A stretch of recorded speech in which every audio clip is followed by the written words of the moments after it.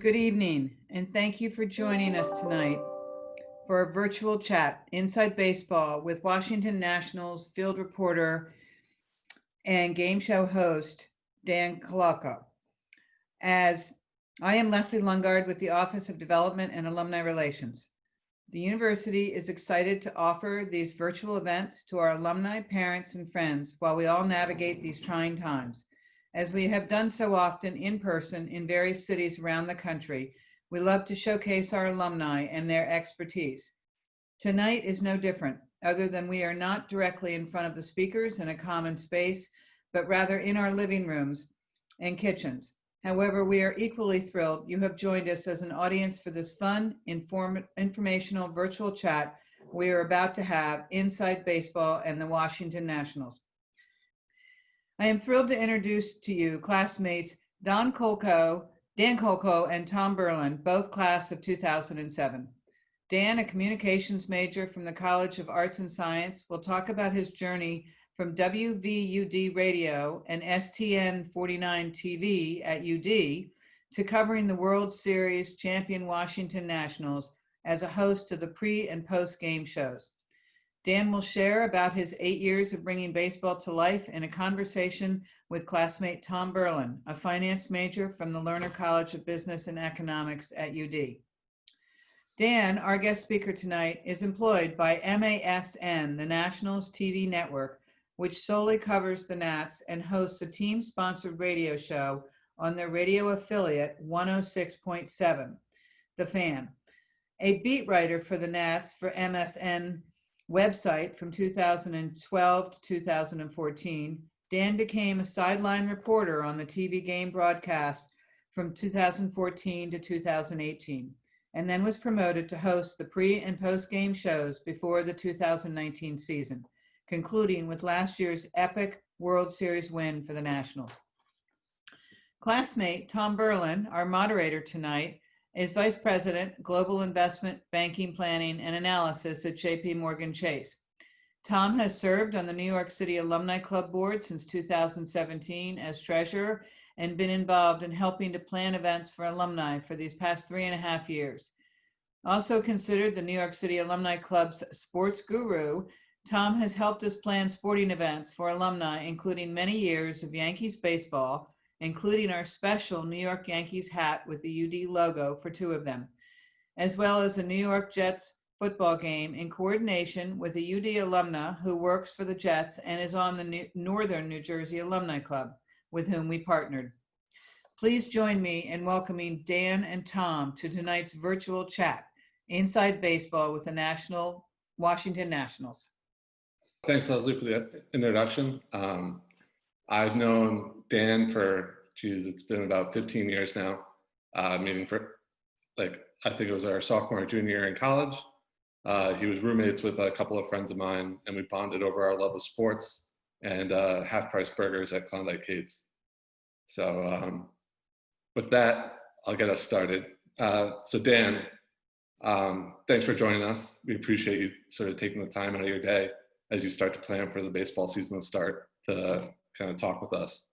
Why don't you start by kind of talking through what your current role is in covering the Nats and sort of talk through your career progression and getting to where you are today. Well, Tom, first of all, thank you so much for having me here tonight. Thank you to the University of Delaware Alumni Services. And normally I'm the one asking the questions, Tom. So you're stepping into my role for this video conference. So you have very small shoes to fill because I don't do a very good job. But no, sure, I'm happy to do this tonight and catch up with some fellow UD alums. My current role, as Leslie said, to kick this thing off, is I host the Washington Nationals pre and post game shows on MASN, the Mid-Atlantic Sports Network, which is the exclusive TV provider of Washington Nationals games. They also air Orioles games as well, all throughout the whole Mid-Atlantic region. This last year, 2019, was my first year in that role. And as Leslie said, the Nats went on an epic run to winning a World Series last year, which was something truly special. I've covered the Nats since the start of the 2012 season. first as a beat writer, covering the Nationals in a written capacity for MASN's website. Then as the sideline reporter on the TV broadcast for 5 seasons prior to moving into this current role as host of the pre and post game shows. And I also, as Leslie said, host a weekly radio show here in the DC area on 106.7 The Fan called Nats Insider. So it's pretty much all Nationals all the time for me. I've come to know the organization incredibly well in my time around them, and have been really fortunate to kind of move from one role to another within MASN's Nationals coverage. And I'm lucky that they've let me stick around this long, and they pay me to talk about baseball for a living. So that's not too bad. Yeah, I mean, I obviously give you a hard time all the time. So you get to, you have a great job, and you get to do what we all wish we could do. But maybe talk a little bit about your experience at UD in terms of what you studied and sort of some key things that you got involved with that you think has helped you to where you are today. Yeah, sure. I really do credit my time at the University of Delaware and the opportunities that I was presented there with helping me get started in the sports broadcasting industry and have the confidence in my abilities, and have a variety of different skills that prepared me for the professional world. And I think Delaware for me was kind of a perfect spot at which to land. I actually didn't start at the University of Delaware. I started at Dickinson College in Pennsylvania, and then after a year and a half there, transferred to UD in the middle of my sophomore year, and was pretty confident at that point that I wanted to study sports journalism, something that wasn't an option at my previous college. And Delaware had a communications major, which was great. But I think more importantly for me, I got the opportunity to do all sorts of things for the student television network, STN 49. At least that's what it was called back then. I don't know if it's still in existence or if it's still called that, but we did live broadcasts of football games, of basketball games, both men and women. We did a bi-weekly studio show where I got to work in a variety of different roles and just kind of learn what it's like to put together a sports broadcast, both a live broadcast and then a studio show as well. And I think that those skills really did give me a jumping off point for when I graduated. I also wrote a handful of articles for the Review, the student newspaper, and worked for WVUD, the radio station as well. So I tried to do as much as I could with what Delaware offered student media wise. And that's something that if I had gone to a big communications focused school like a Syracuse or an Ithaca or a Michigan, I don't think I would have had nearly as many opportunities to dip my toes into those waters and to gain experience the way that I did at Delaware. I transferred in, I showed up to a meeting trying to get involved in the student television station. I asked if I could do some sports stuff. They said, we're having a show tonight if you want to be on air. And I ran home, put on a collared shirt, and ran back to the TV station and was on air that night. That's not something that you can do at a lot of these big universities that are communications focused. So Delaware really gave me a ton of opportunities, and I do think that was kind of what prepared me for the real world, I guess you could say, in broadcasting. Nice. And do you think the fact that you got to experience sort of sports journalism in a couple of different mediums, that sort of helped you narrow down your focus in terms of what you ultimately wanted to do in your career? Yeah, for sure. I always thought that I wanted to work in television and specifically to be on television, but it's breaking news. It's kind of hard to land an on-air television job right out of college. And I wasn't able to do that, but because I had a little bit of writing experience from my time at Delaware, and I had a little bit of kind of behind the scenes production experience from shooting and editing and all of those production components for the student television station, I landed kind of an intro job at MASN doing a variety of things, working on their website behind the scenes, editing video, and they gave me a chance to write a little bit. And so I became the beat writer for the Baltimore Ravens for MASN. And never really fashioned myself a writer. I didn't see myself becoming a writer, professionally or staying in that role. But having those skills allowed me to get that job, which then turned into the jobs that I've had since then, which are the on-air jobs, which I always kind of envisioned myself having. So yeah, the fact that I was able to do a variety of different things on different mediums definitely helped me be kind of well-rounded and get an intro level job that became something more. Yeah, I mean, definitely sounds, it sounds like it was definitely a benefit to know how to do a lot of the different behind the scenes things. It also probably helped that you had behind the scenes info on the Ravens rookie quarterback when you started writing for him. Yeah, that's really true. My first year covering the Ravens was Joe Flacco's rookie year with the Ravens. And I'll always remember this, like one of the first training camp practices that I covered. Like I covered Joe at UD. His junior year was our senior year, Tom. And I would interview him a couple times for the student media that I was just discussing. So like he maybe kind of remembered my face a little bit. And at one of the first training camp practices, there's this rookie quarterback. He's expected to be, this stud. He's kind of his head spinning a little bit. And he walked by me on the way to a press conference that he was about to give and kind of turned back and said, did you go to Delaware? And we kind of laughed about that briefly. And that certainly didn't hurt any that I knew all about his collegiate backstory and kind of had to hide my my UD allegiances and my biases for the Ravens quarterback there for a little bit. So I guess kind of back to baseball. Is there any like particular memory or anything in particular that sort of made you fall in love with the game of baseball? I don't know of any particular memory. I always was just sports obsessed. I didn't really, I still don't, I guess you could say, like, I don't have like a ton of interests. I'm not like an incredibly well-rounded guy. I try and have some hobbies and whatnot, but it's always just been sports. I've always cared most about playing sports, watching sports, talking about sports, and wanted to find a way to turn that into a career. But baseball was always the sport that was my passion, I guess you could say. I played it my entire childhood. Wasn't nearly good enough to play it professionally.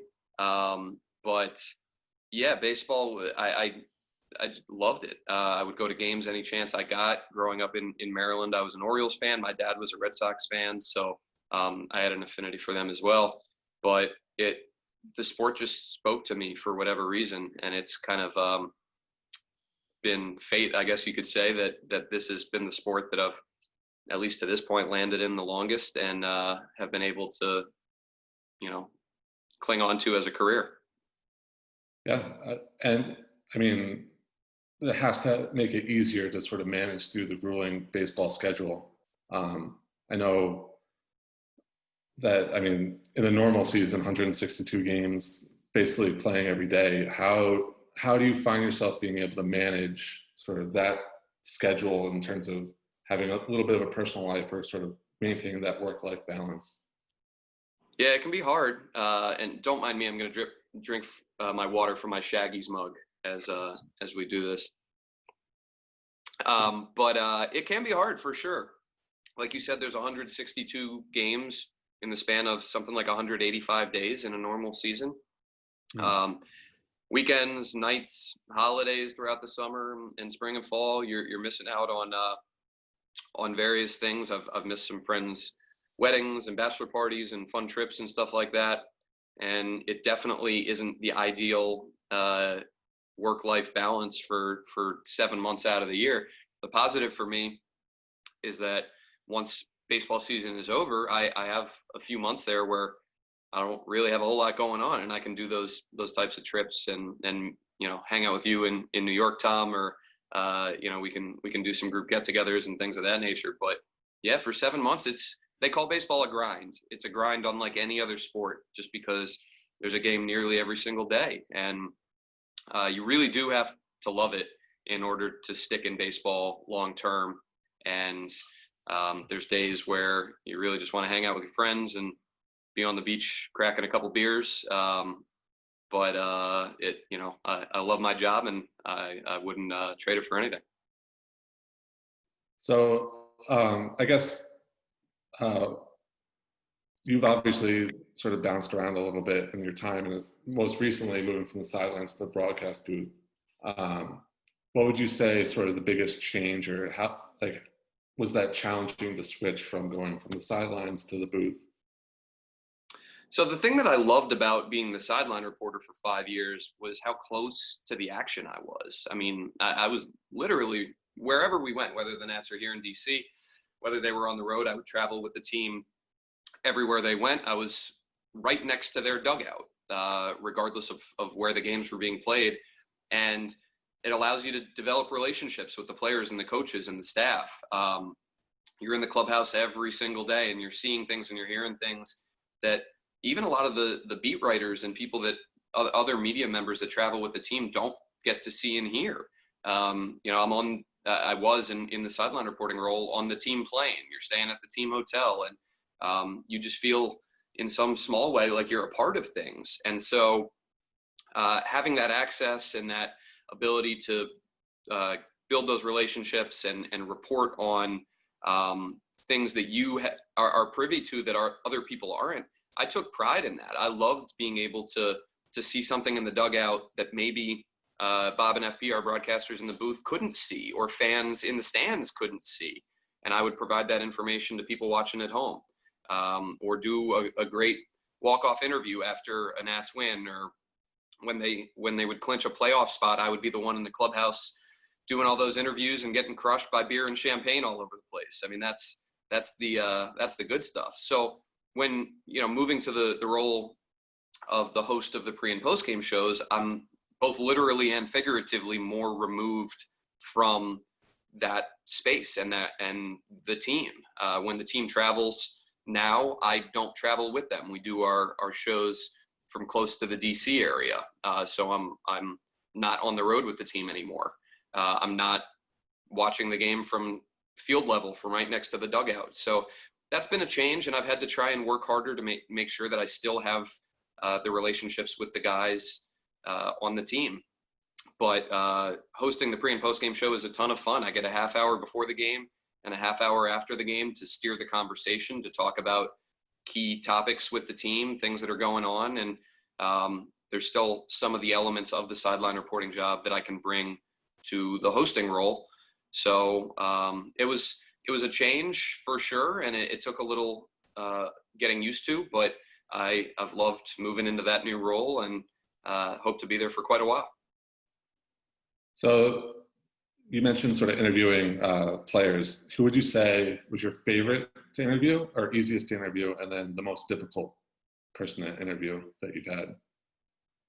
I might answer the same player for both of those. The most fun and the most challenging to interview might both be Jason Worth, who is no longer on the team. He's retired. But he's a guy that I developed a really good relationship with. He makes you kind of earn his trust, and he doesn't let you into his inner circle right away. You have to kind of prove that you're there every day, and you're knowledgeable, and you're going to work hard, and that, to be honest, that you can laugh at yourself, and that you don't take yourself too seriously. And over time, my years covering the team and being around him, we developed a really good relationship, and we still have one to this day. But he wouldn't be afraid to call me on my crap if I asked a bad question, or if I said something dumb. He would call me out on live TV. If he felt like an interview was going on too long, he would just walk away and say, "I'm out of here."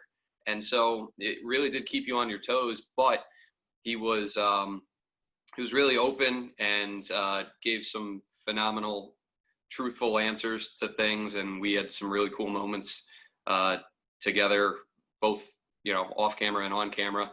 So he's up there. I mean, I've been really lucky in my time covering the Nats that they really don't have a lot of bad apples that they've had on their roster. So there's some challenging personalities, maybe you could say, but there's a lot of really good dudes that you get to know, and I've been lucky to build those relationships to a place that I feel like I can go up to pretty much anybody in that clubhouse. Nice. So we got a question in from Helen, who's a national season ticket holder from the beginning. So she wanted to know. Helen's an OG. Yeah. She wanted to know if you had any interaction in your current role with Bob Carpenter or FP Santangelo as they actually call the game. So not during the game. For those who may not know, Bob Carpenter is our play-by-play guy. He's the one who's calling the action. FP Santangelo is our analyst. He's a former player that is our color commentator. During the game, they're focused on calling the game. But in my time as the sideline reporter, I was, the third man on that broadcast team. It was me, Bob, and FP. And so we developed pretty tight bonds. And we'll have them on our pregame show from time to time, on our postgame show to wrap up what they saw from the ballpark. And we still interact on a very regular basis when we're all at the park together. But once first pitch is thrown and until last out is made, they're up there in the broadcast booth locked in on the game. So I might pop up there and distract them a little bit or make fun of FP when they're in commercial break. But yeah, that's kind of their world for those 3.5 hours. So I know you mentioned while you were the sideline reporter, you did a ton of traveling with the team. What would you say your favorite baseball stadium was and your least favorite, and why? My favorite, I get this question quite a bit. I separate my answers on favorite into kind of like the historic ballparks and then the newer ballparks. I'm a sucker for baseball history, so places like Fenway Park and Wrigley Field, to me, are just incredible. When I went to Fenway with the Nats in 2015, I got to do a private tour inside the Green Monster, and we filmed it for a video segment that we aired on our pregame show, which was awesome. I signed my name inside the Green Monster, which is really cool. And Wrigley Field is just baseball mecca. It's just so cool there. I love it. And I love the city of Chicago too. Least favorite, I really just don't care for the city of Cincinnati or Great American Ballpark much at all. Not a huge fan of that place. We go to Miami a bunch because they're in the Nationals division in the NL East. And there's on average maybe like 4,000 people that show up to Marlins games. So that's kind of a weird, quiet setting. And it's not really my vibe there. But yeah, the travel does wear on you for sure, but you get to go to all these ballparks. I've been to 28 of the 30 current ballparks, and you get to go to all sorts of cool cities. So that's, even if you're in a city that you don't like or a ballpark that you don't like, you're still checking one off your list and getting to go someplace that you haven't before. Yes. So I guess kind of reverting back to last year, what was it like? I know the Nats sort of came out of nowhere to go on this World Series run. What was it like watching the team as they sort of gained momentum and sort of came together as a team and really excelled towards the end of the season? Yeah, I mean, they got off to a terrible start. They were 19-31 through their first 50 games, and there was a lot expected of the team. They were, they had playoff hopes, and people were really upset. People were frustrated. People were calling for the manager, Davey Martinez, to get fired. People were calling for players to get traded, blow the whole thing up and start from scratch. But there was never any panic inside the clubhouse. They believed in themselves, and Davey Martinez did a great job of kind of narrowing the focus of the team. And their motto was go 1-0 every day. They weren't focused on tomorrow. They weren't focused on a week ahead. They just wanted to win that day's game and then do the same thing again the next day. And I think that mindset was a good one. They got hot, and they came together as a team. They had a ton of fun, which was what made last year's team really distinctive in my eyes. They really loved being around each other, and they celebrated wins unlike any team I've ever seen before. They did some stuff inside that clubhouse after wins that is not fit for air on this Zoom meeting or any other PG or PG-13 related mediums. But they had a ton of fun together, and they made their way to the playoffs. They scratched and clawed their way there. And in baseball, they say that if you get to the tournament, as they call it, you have a chance. And they had as good a chance as any team. They won the wild card game against a good Brewers team. They battled against the Dodgers, who were the best team in the National League in the regular season, and won that series by the slimmest of margins, and then swept the Cardinals in the NLCS, and then took down the Astros in the World Series in a hard-fought 7-game series. So October was a blur, Tom. Like it's hard for me to single out specific moments just because it was just a wild ride. And I'll probably look back years from now at clips from that run and remember things, but it even less than a year later, it still is just kind of a blur in my head. But it was so incredibly fun. And then the parade afterwards and all the celebrating that the guys did, and I got to be a part of. It was something really, really special. Nice. And I heard that you had gotten a special gift at the end of this, or recently, as a memento of that season. That's right. I will break it out for the enjoyment of everyone watching. I'm very, very fortunate that the Nationals chose to include us in this. They provided us all our own World Series ring. I'll get it up close there to the camera. It's got the curly W there on the front. Diamonds, rubies, sapphires, the whole deal. It's got my name there on the top. And one thing that's really cool, all the players, so it says Kolko right there, all the players have their name on their World Series ring. And at the bottom, they have their jersey number.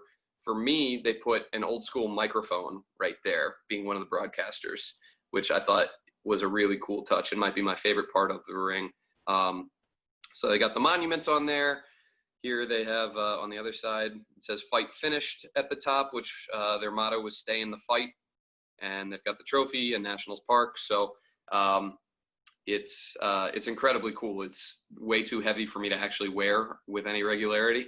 But it's really, really cool to have this, and something I'm going to treasure for a long time. Nice.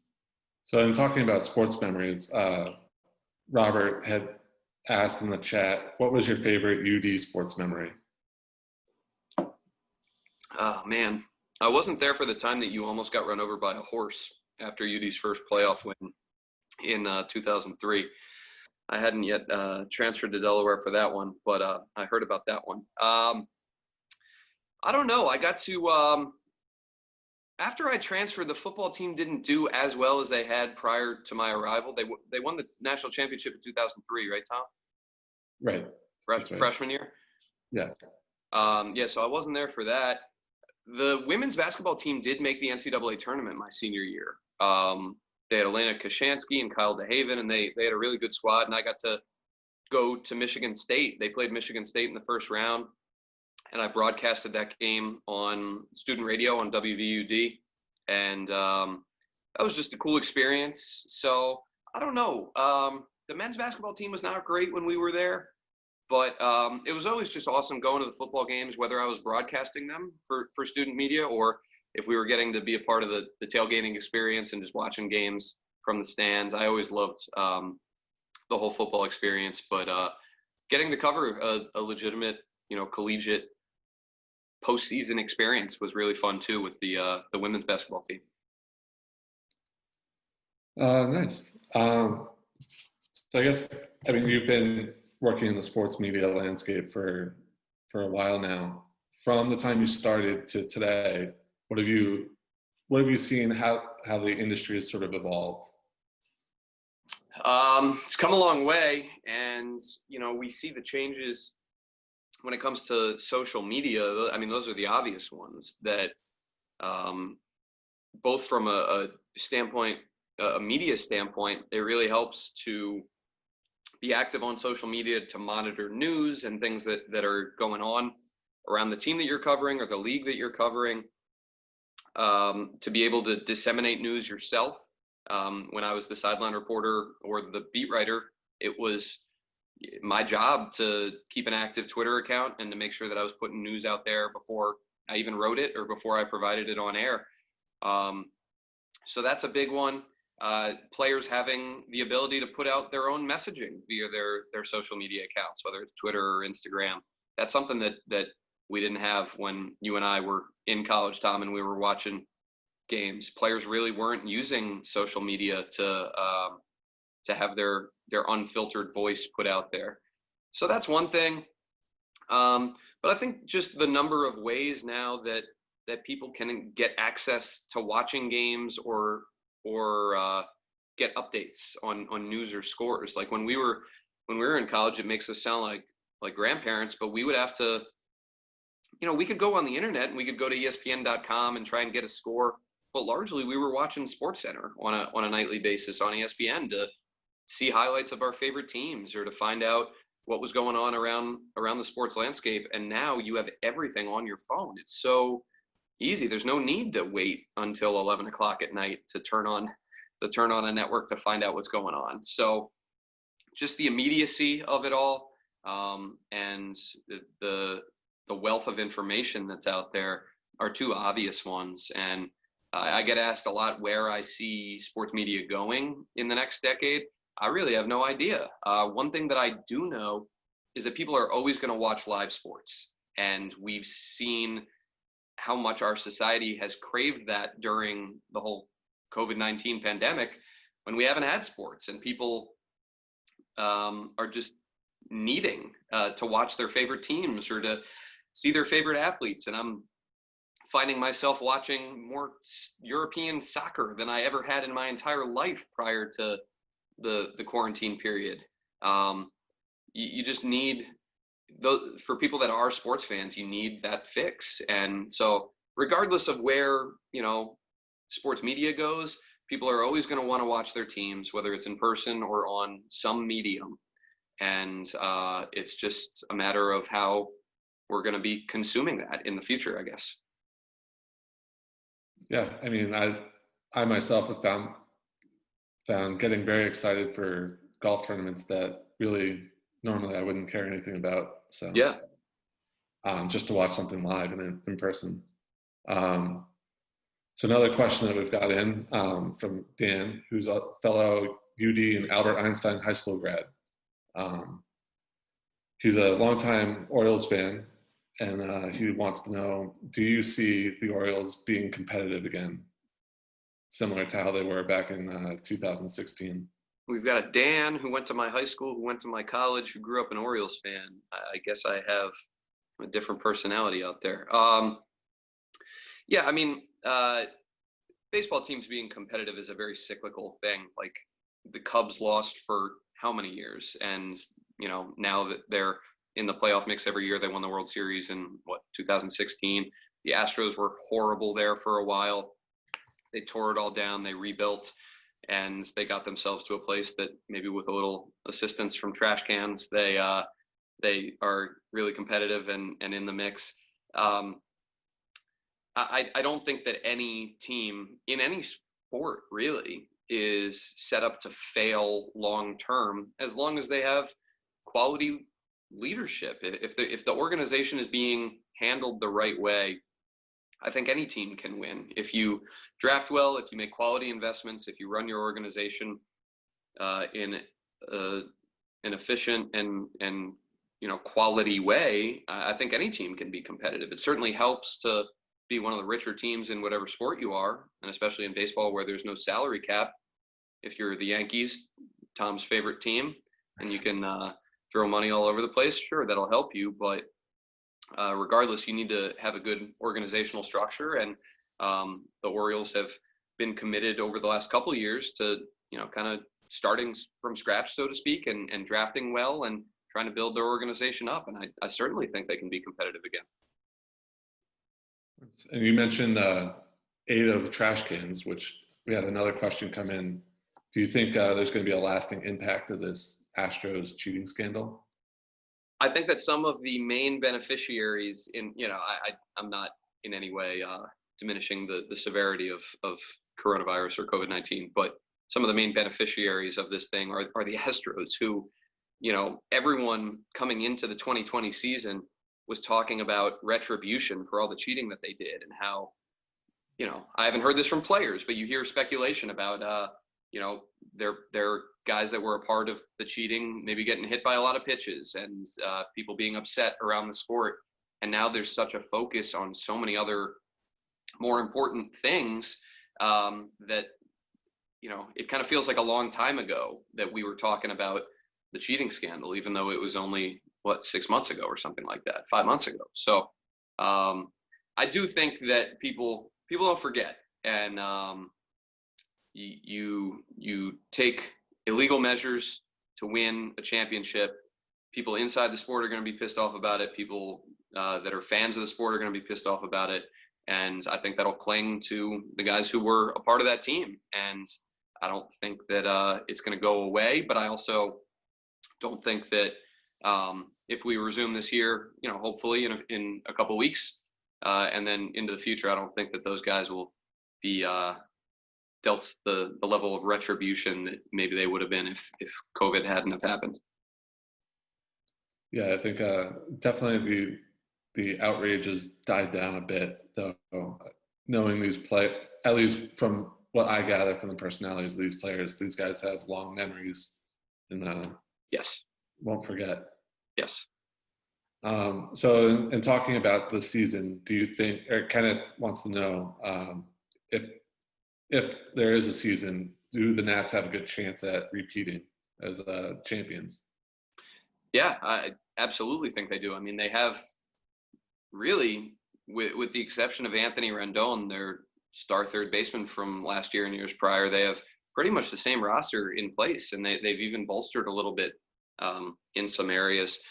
And when you talk about a team playing deep into October with a lot of veterans on its roster, you worry the next year how they're going to bounce back from that. They had a full extra month more than most teams. And so how are veteran pitchers like Max Scherzer or Steven Strasburg going to feel the next year physically? How are they going to be able to deal with having a shortened off season? And now you get all this time while these guys are sitting around during quarantine that their bodies can, in essence, rest up a little bit. It's going to be a race to the finish, and the Nats are a very talented team. And I think they absolutely have a chance this year. I think, to be honest with you, Tom, I think pretty much every team has a chance this year. You get really hot for 2 weeks, you go 12-2, that's going to put you in the mix. And even a team like the Orioles that a lot of people didn't expect a lot from this year, you never know what could happen over the course of 2 months. What makes baseball special is that you have 6 months of games nearly every single day, and the cream typically rises to the top. But this year, it's not a normal season in so many ways. So I think everything's kind of up for grabs, but I definitely think the Nats will be competitive and be in the mix. Do you think, obviously they're changing things around, like realigning divisions a little bit and changing some of the rules. Do you think any of these changes are going to be permanent or talked about as being a permanent change? It's possible, and I think the big one that is most likely to be permanent is the elimination of pitchers hitting in the National League. I think they're very likely to make the DH, the designated hitter, a universal thing in both the American League and the National League. That's something that's going to happen this year. They haven't 100% committed to it for next year, but that's the way that the sport has been tracking over the last few years now. There are a lot of people in and around the game that feel like pitchers hitting just doesn't really bring a lot to the game, that it doesn't really make a lot of sense to have two leagues within the same sport playing under different rules. There's really no other sport that I can think of where that exists. I don't really have a passionate opinion on the topic one way or the other, but I would bet that whether it's next year or starting in 2022, that pitchers hitting will eventually become a thing of the past. Interesting. So a little bit more of a lighthearted question. Jeff Richmond wants to know, or is saying that the Nationals have the best mascots in sports. I think he's referring to the presidents. Mm-hmm. Have you ever gotten involved in the president's race? I have, yes. I'll try and tell the story quickly so as not to bore people. Back in 2014 and 2015, when I was the sideline reporter, we were on the road, and so a lot of ballparks have cool little quirks, fun things at the ballpark that fans there can experience. If you're sitting at home in DC and the team is in Milwaukee, you don't get to experience what's at that ballpark. So I would try, when I was in these ballparks, to do things on air to bring fans a little taste of the road life. So in Milwaukee, they have a slide that the mascot slides down every time the Brewers hit a home run. So I went down the slide and did a segment on that, and variety of things. And every time I would do something like this in a road ballpark, the Nats would win that night. And so the then manager, Matt Williams, told me that I needed to get in a racing president's costume at Nats Park. I needed to do something quirky at home so that the Nats would win that night. So he set it up. The team made it happen. And for those who may not be aware, the Nats in the middle of the fourth inning every game have these giant racing president costumes, and they race around the warning track. And they put me in one of those costumes. It's incredibly heavy. It weighed like 40 pounds. It's like a backpack that it's all kind of on your shoulders and it stretches way up in the air. We strapped a GoPro camera on my chest. We had me mic'd up, and we did a whole segment of me running in the president's race. And it was really fun. The players were maybe placing wagers on how they thought I would do. I came in dead last, and it was a cool experience. That was a lot of fun. Nice. Yeah, I mean, you've definitely gotten to do some interesting things over your time there. I've seen a lot of the videos. Yeah, that one lives on YouTube, by the way, for anyone. I don't know if anyone cares to watch, but if they do, it's there. With your time with MASN, like you've been able to move and navigate through a lot of different roles. For maybe some people out there who's also working for a large organization, do you find how were you able to navigate that? Was it through internal networking or any other sort of things that you did to sort of move on to new roles within the organization? Yeah, that's a really good question, Tom. That was well done out of you. Credit to Elizabeth on the Q&A chat. You were just going to take credit for Elizabeth's question there for a while. That's a little rude. Elizabeth, that's a great question, not Tom's work. I don't know. I haven't really thought about that before. I've gotten very lucky. I'm the first to admit that. I think just being willing to adapt. Like, I think that's advice that anyone in a that's kind of established in a large corporation would advise someone who's just coming out of college to adapt to whatever's thrown at you. And like I said earlier on, I wanted to be on TV from the get-go when I graduated UD, but that wasn't an option. They wanted me to do some behind-the-scenes video editing and producing and editing copy as far as written stuff, and then writing a little bit. None of those things were things that I wanted to do long term, but I think you have an open mind, you work really hard, you treat people the right way, and you're willing to adapt to whatever's thrown at you. And I think more often than not, good things will come of it. I've been really fortunate, and I've had some bosses along the way that have believed in me, but I think it's kind of universal that if you just work hard and you treat people right, and you're willing to maybe go outside your comfort zone a little bit, that you could find yourself in a good place at the end of it all. Nice. What do you think, Tom? Was that a good answer? Yeah, I think that's good advice, and I think definitely helpful for anyone in any type of career journey. So obviously one of the more famous Nationals players who's no longer there, Bryce Harper. Gary wants to know if you have any good stories about your time interacting with Bryce Harper. Yeah, not anything specific. Bryce was a challenging dude to get to know. He was on the cover of Sports Illustrated when he was 16 years old.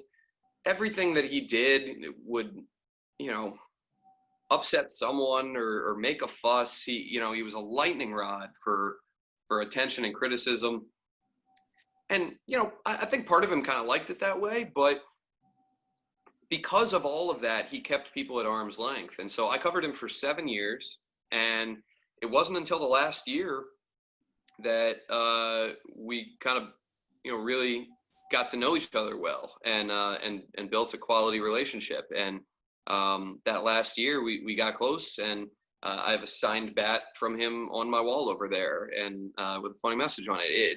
It's strange how relationships can develop with players or coaches, sometimes really quickly. Sometimes you really have to put in work, and you have to be around, and you have to, play the long game, so to speak. I don't know that I necessarily have any funny stories. A really cool moment for me was Bryce's last year with the Nats in 2018 was the year that the Nats had the All-Star game at Nationals Park, and Bryce competed in the home run derby, and his dad was pitching to him, and he won, and the place was just absolutely nuts.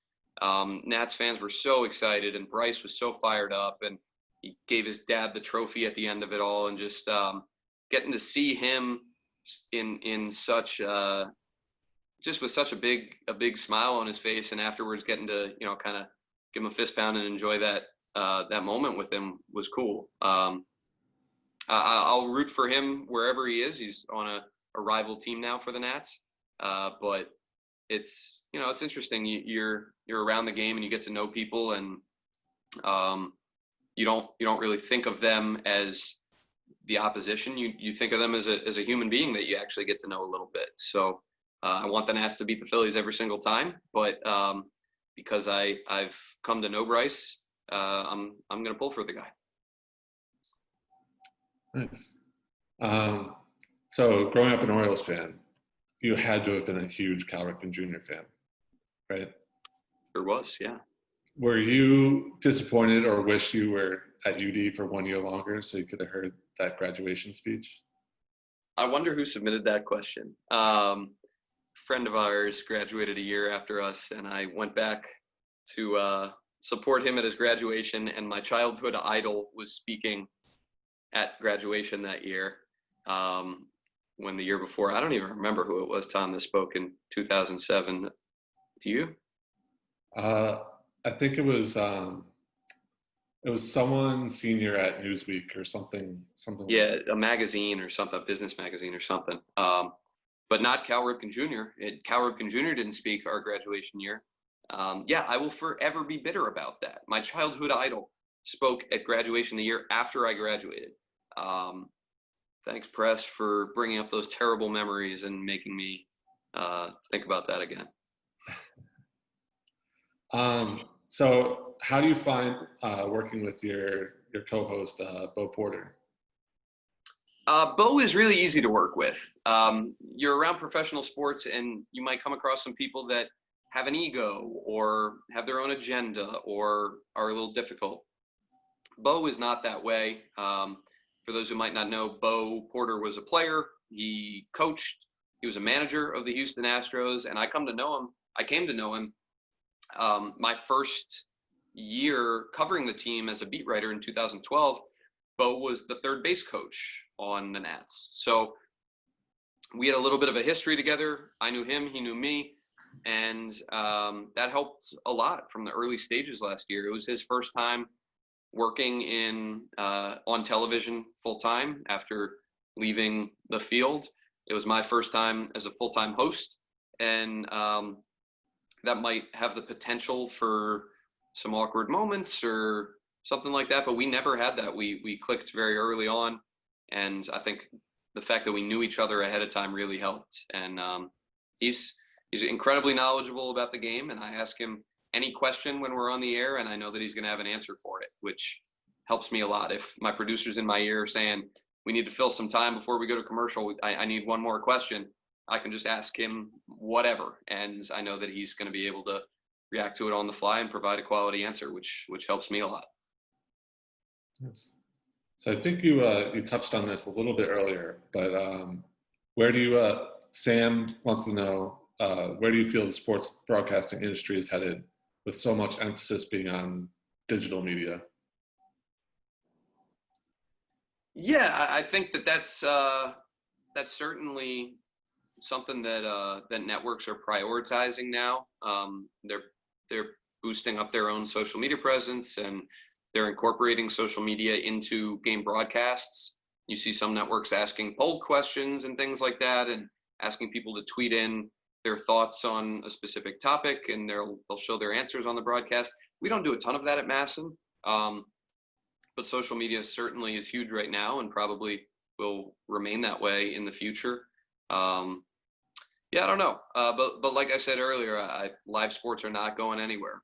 Some of the highest rated TV programs over the last handful of years have been sporting events, whether it's the Super Bowl or something else. So people are always going to want to consume sports. They're always going to care about their teams. And it's on the industry and on us to try and find new creative ways to bring those games and that coverage and that content to people who are watching at home or watching on their phones. Interesting. So I guess kind of as we're wrapping up here, one last question for you. If you had to give Dan Kolko advice back in 2007 at graduation in terms of like anything, in terms of career, life, anything, what do you think you would tell him? Go back to Kate's and have another beer. No, I don't know.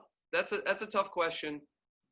I think it might be just to kind of believe in yourself and believe in your own abilities and trust that kind of the advice that I was given earlier that I give to a lot of college kids when they ask, you know, how I would advise them to break into the industry. Just work hard, treat people well, and do some things that might be outside of your comfort zone.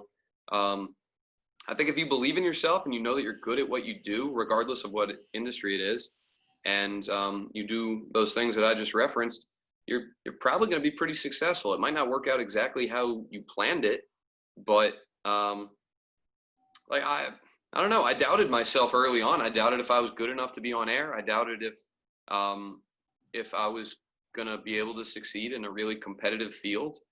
And maybe I would tell myself not to doubt myself, to just do what you think you're good at, work really hard at it, and see what happens. You might have to pivot. You might have to do something else, but give it a good shot. Do all you can, work hard, and better odds than not that you'll find yourself happy and you'll be doing something you like.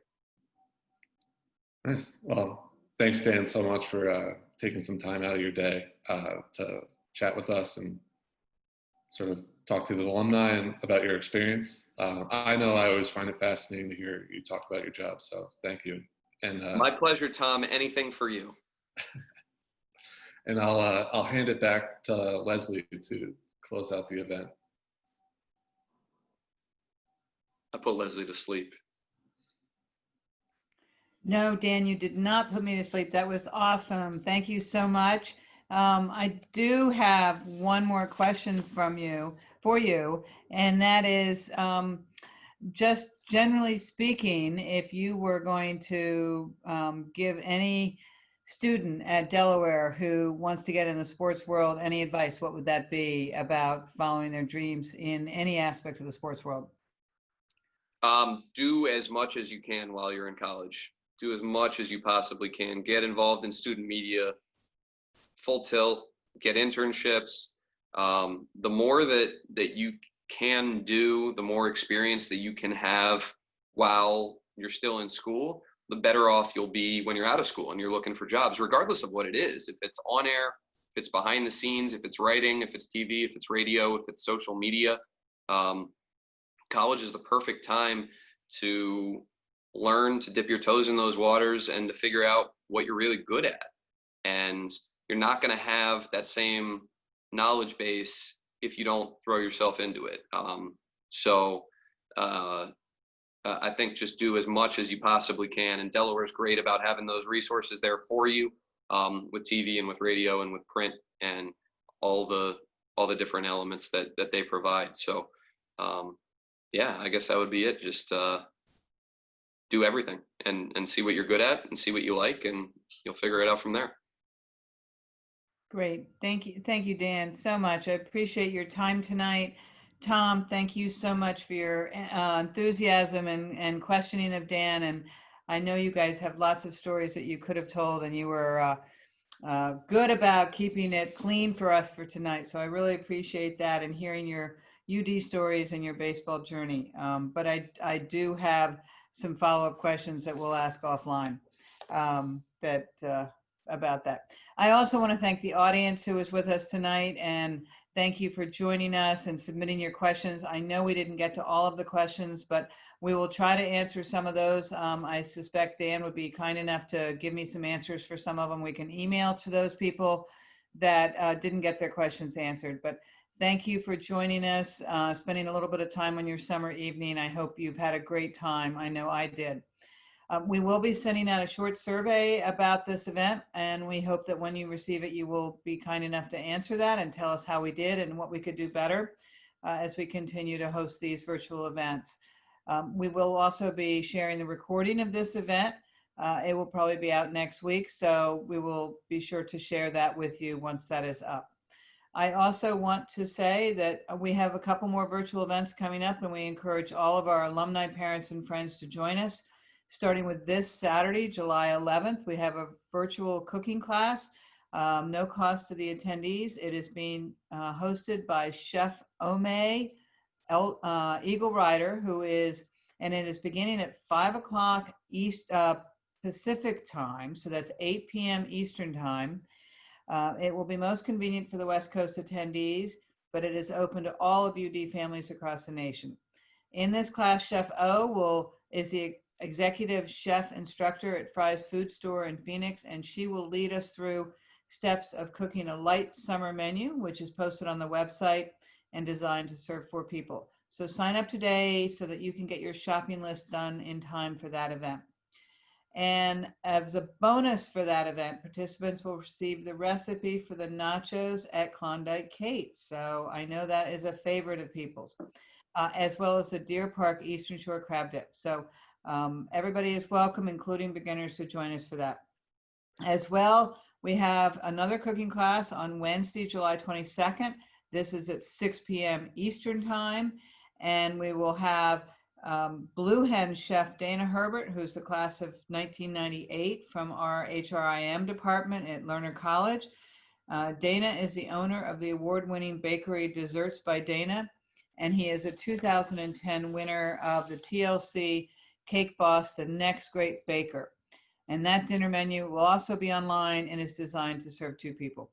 We hope you'll sign up for these events and keep coming to our alumni website for more information about them. Again, thank you to our speakers, Dan and Tom, and for all of you audience joining us on our program this evening. Good night and stay healthy.